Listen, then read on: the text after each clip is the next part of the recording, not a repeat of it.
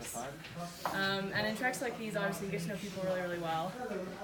We share meals, we share stories, we're bunking in with strangers at like the beginning of the trip, and you're huffing and puffing next to people for 4 to 5 hours. So you kind of start to think that you might know Robert and Peter really well, but you know Robert and Peter, the guides, and the mountaineers, and we know Robert and Peter, the mountaineering fathers. So we're here to expose them. Very nice. Lovely, well done. Dinner will be at 6:30. Did you order your dinner? This will not be the same intellectual speeches Alexander and George Yeah, no. did. We have a whole list. So, should be good. Well, the first thing, and probably the most obvious thing, is we didn't have relaxing holidays as a family. You know, my friends would be going out to Turks and Caicos, and they'd be like, oh, we're going to go sit at the beach for a week. No. I'm jet lagged, and we're going to walk around the whole of Rome in one day, because we got to keep moving. This is how it works. And hence kind of why we're here. These are our holidays right now, and we're on a trek in the middle of the Himalayas. Yeah, if you go somewhere and there's a mountain or there's a hill, you're climbing it. There is no discussion. We also have a few examples of some quotes that they often say on these adventures, which are, we're going on an adventure. And we are nearly there. These are the most common things that you will hear on these and trips. very dangerous, and do not believe them under these circumstances. And we will give you some insight to why that is.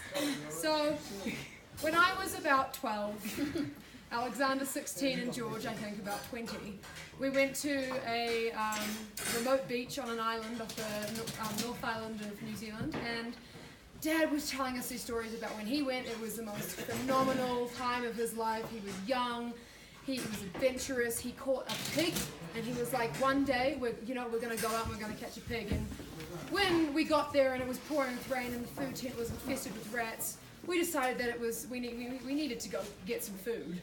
So he said, I know, a bay. It's just over there. It's going to be fun. It'll be an adventure. So it's just one bay over. So we head out. Starts pouring with rain. About 3 bays over, we're commando crawling under gorse bushes, getting prodded and spiked, and he's like, no, we're almost there.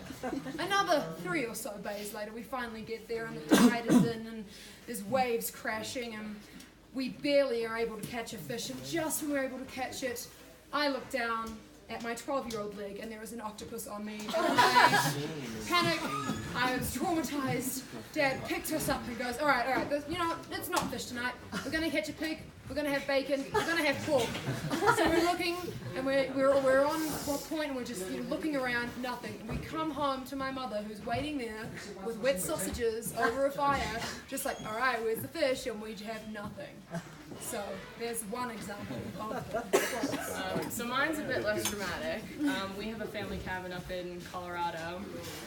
So we used to do kind of a lot of hike/climbs up the little 13,000, 14,000 meter or foot mountains, peaks, things. And one of the earliest ones I remember is Mount London that we used to do a lot. And my dad would point ahead and be like, oh, look, there's the summit. We're nearly there. So 7-year-old me would scramble all the way up and stand proudly on the summit. And he'd come up behind me. He'd be like, oh, no, I'm sorry. It's that one. We're nearly there. It's just up there. This would then happen 7 more times until we finally reached the summit. Mine's a lot shorter. Yeah. The next thing is they're great gift givers. Everything is travel sized, and usually from a hotel. I have my lovely hotel soap with me. She has her lovely Qantas socks with her. And all of our toiletry bags are North Face or Patagonia, so they're sturdy and useful. But when you roll up to a sleepover with your little toiletry bag that says North Face, it's bright orange, people look at you kind of funny. Same thing happens with sleeping bags. Right. Yeah. So. When you were young, sleepovers, they were great. Right, and you go over and everyone would pull out their pink sleeping bags, pink camo, or a shark would be eating them.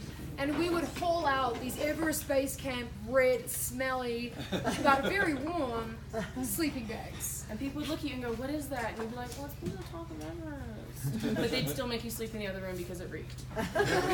So traumatizing experiences all around. Oh, you've probably noticed this. They're all legs. No torso, all legs. They're like spider monkeys. They just like, which of course when we were younger meant that they took 1 step and we took 7. Now of course we've grown up a little bit, so they take 1 step, we take 3.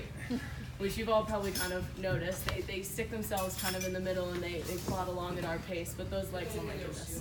They could take 3 steps and be at the top of Everest. Yeah, and they've been pretty nice to you guys, but let me tell you, when we were kids, if you got left behind, you got left behind. And it was your job to keep up. It was a move or die world, people. Yeah, it was the survival of the fittest quite literally. So you can consider yourselves quite lucky out there in the Himalayas. Yeah, there you go. It's a nice one. Oh, the next one is kind of, the whole time we've been here, they've been reiterating, you have to move at a pace that works for you. It's not about being the hare, it's about being the tortoise.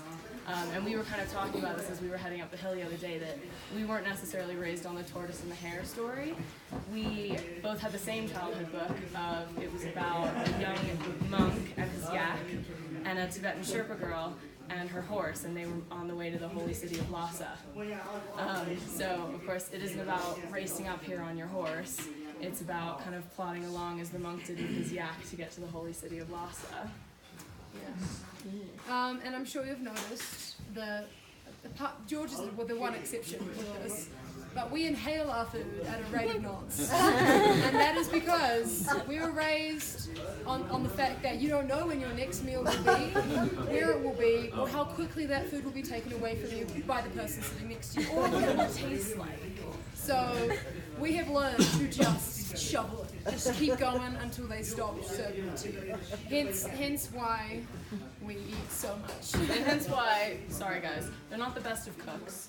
My dad loves to make stir fry. It doesn't taste like anything. One time we did make stir fry in Malaysia. My brother and I cooked it. It tasted great. It was because my brother and I cooked it. Yeah, my dad, I'm sure a lot of you have heard it. The one thing, the stiffest bread you'd ever find, Vogel's toast. The thickest slice of cheese on top of that. And then just a ridiculous amount of Vegemite. Another slice of cheese, another bit of bread. Lunch of champions. If it was up to him, that's all we'd be eating this whole trip. So thank God it's not.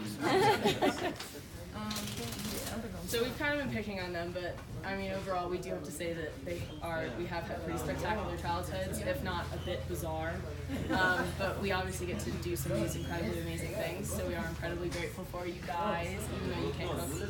Thank you. But to sum it all up, we just wanted to let you guys all know that We're going on an adventure. and we promise that we are almost there.